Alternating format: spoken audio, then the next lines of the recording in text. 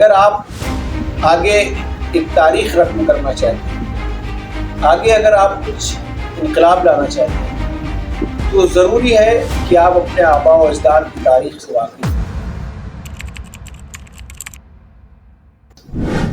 دوستو السلام علیکم ورحمۃ اللہ وبرکاتہ۔ امید ہے آپ لوگ خیریت سے ہوں گے۔ میں آج کل ایک بک کا مطالعہ کر رہا ہوں، ابھی میں اس کا تعارف کراؤں گا۔ اس سے پہلے میں ایک بات آپ سے یہ کہنا چاہتا ہوں کہ اگر آپ آگے ایک تاریخ رقم کرنا چاہتے ہیں، آگے اگر آپ کچھ انقلاب لانا چاہتے ہیں تو ضروری ہے کہ آپ اپنے آباء و اجداد کی تاریخ سے واقف ہیں۔ جن کی تاریخیں ماضی کی ہوتی ہیں وہی آگے تاریخ لکھتے ہیں، اور جن کی ماضی میں کوئی تاریخ نہیں ہے ان کو ایک نئی تاریخ لکھنا بہت بڑا کام ہے ان کے لیے۔ تو میں آج کل ایک بک پڑھ رہا ہوں، اس کا نام ہے تاریخ دعوت و عزیمت۔ یہ جو کتاب آپ دیکھ رہے ہیں میرے ہاتھ میں، یہ حضرت مولانا سید ابو الحسن علی میاں ندوی کی رحمۃ اللہ علیہ کی لکھی ہوئی بک ہے۔ یہ جو کتاب ہے اس میں پہلی صدی ہجری سے لے کر 7ویں صدی ہجری تک ان تمام بڑی شخصیات کا ذکر ہے جنہوں نے علمی لحاظ سے اور دینی تجدیدی لحاظ سے جو ہے کوئی انقلاب برپا کیا۔ بڑی اہم کتاب ہے اور 5 جلدوں میں یہ کتاب ہے، آپ کو بھی پڑھنا چاہیے، بہت ہی اہم کتاب ہے۔ دیکھیے تاریخ کا مطالعہ ضروری ہے، اگر آپ تاریخ کا مطالعہ نہیں کریں گے تو پھر آگے تاریخ رقم کرنا ایک مشکل کام ہے۔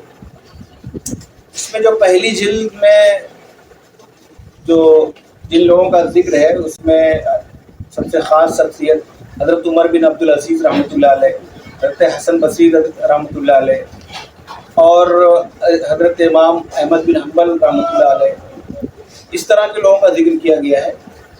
تقریباً جو ہے یہ کتاب 432 صفحات پر مشتمل ہے، 432 پہلی جلد۔